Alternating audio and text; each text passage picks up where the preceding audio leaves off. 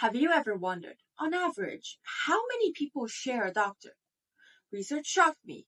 In Poland, the country I lived in for 3 years, there are 38 million people and only 130,000 doctors.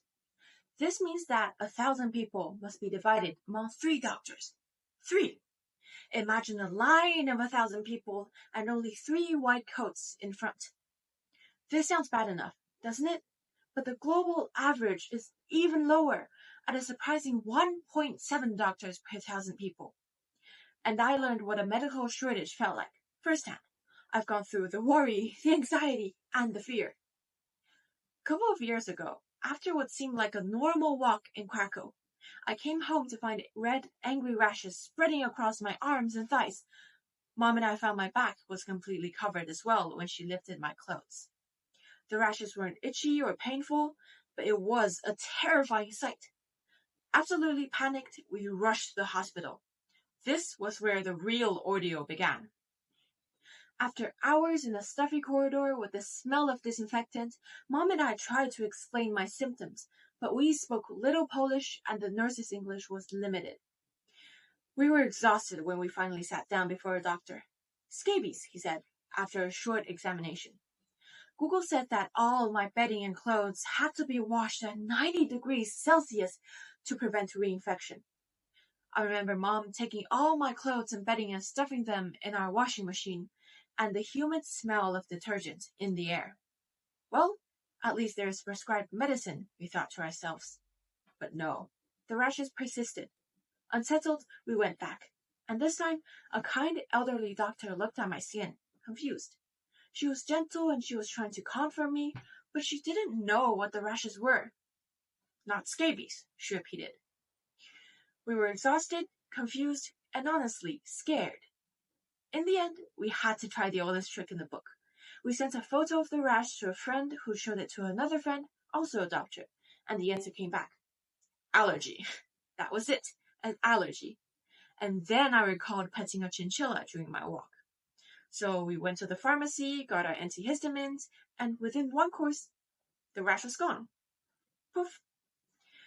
Looking back on this incident years later in a world filled with artificial intelligence, I started thinking about how these situations could be changed. Imagine if hospitals had AI systems that could help with simple or common symptoms, a virtual assistant that could quickly analyze things like rashes, minor allergies, or pains. Patients could input their symptoms, upload photos, and receive guidance in their own language almost immediately. And because of the sheer amount of information AI could be trained with, it could be taught to recognize different symptoms of the same disease on different skin colors. And unlike human doctors, AI doesn't have a corridor full of waiting patients outside the door. It doesn't get tired or need to rush, which means that it could ask the patient more questions and could process all the information and make educated guesses on where symptoms are coming from.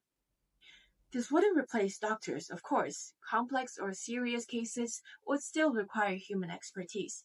But for basic cases, AI could save hours of waiting, reduce stress, and free up doctors' time to focus on patients who truly need their attention.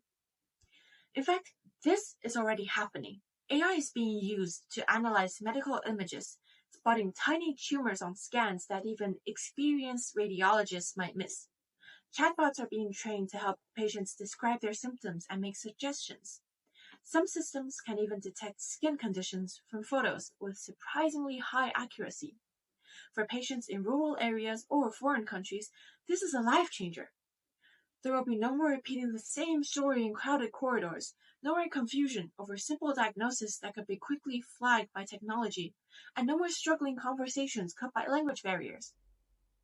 In my case, a system like this might have recognized the allergy right away, possibly recognizing my allergy to chinchillas, sparing me and my family days of worry.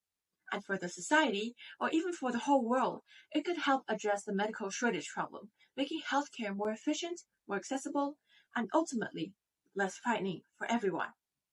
And maybe one day, in front of that line of 1,000 people, you'll find not only 3 white coats, but also systems and bots alongside them, making sure that no one is waiting in fear.